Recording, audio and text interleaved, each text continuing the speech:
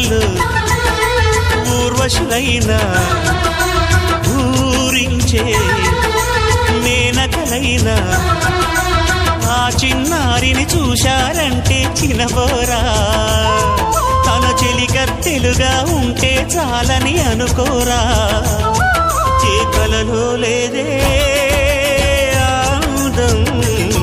తను కనిపిస్తేనే కళ్ళకు అర్థం కోవెల్లో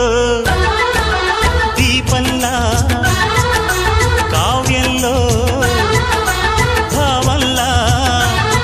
తెలుగింటి కాంతరా